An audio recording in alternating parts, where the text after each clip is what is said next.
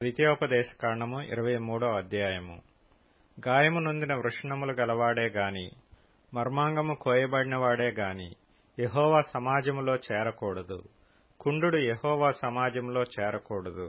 వానికి 10వ తరము వాడైనను యెహోవా సమాజములో చేరకూడదు. అమ్మోనీయుడే గాని మోయాబీయుడే గాని యెహోవా సమాజములో చేరకూడదు. వారిలో 10వ తరము వారైనను ఎన్నడనూ యెహోవా సమాజములో చేరకూడదు.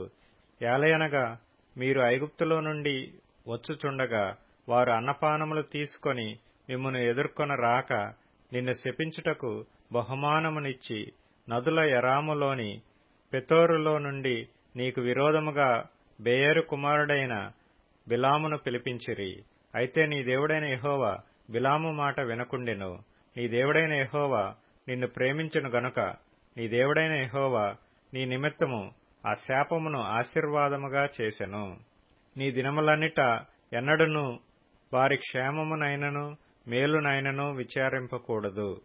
ఎదోమీయులు నీ సహోదరులు గనుక వారిని ద్వేషింపకూడదు. ఐగుప్తు దేశములో నీవు పరదేశివై ఇంటివి గనుక ఐగుప్తీయులను ద్వేషింపకూడదు.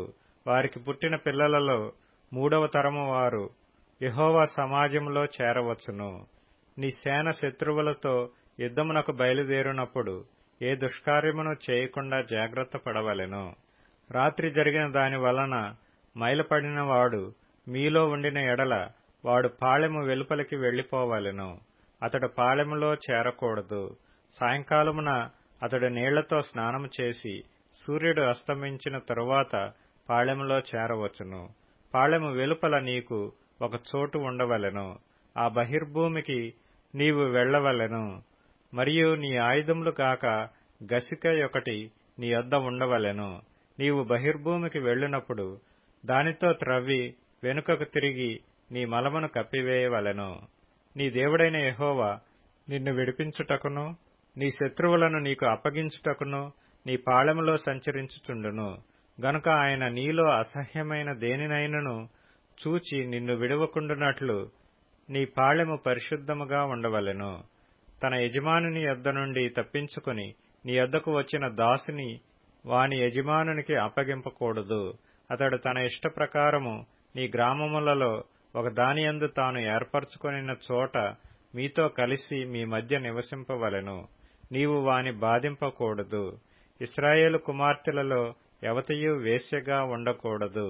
ఇశ్రాయేలు కుమారులలో ఎవడనూ పురుషగామిగా ఉండకూడదు. పడుపు సొమ్మునే గాని కుక్క విలువనే గాని మ్రొక్కుబడిగా నీ దేవుడైన యెహోవా ఇంటికి తేకూడదు. ఏలైనగా ఆ రెండును నీ దేవుడైన యెహోవాకు హేయములు.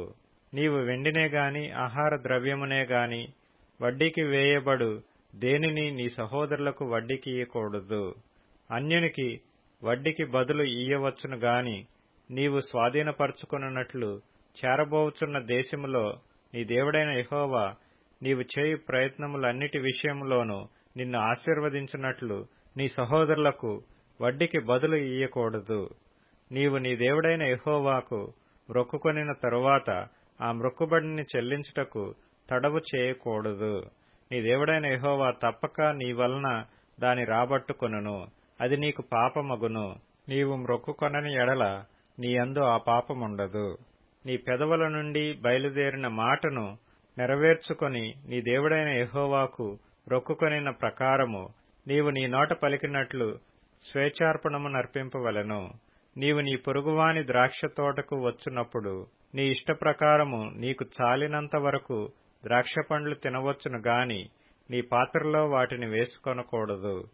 నీ పొరుగువాని పంట చేనికి వచ్చినప్పుడు నీ చేతితో వెన్నులు త్రుంచుకొనవచ్చును గాని నీ పొరుగువాని పంట చేని మీద కొడవలి వేయకూడదు.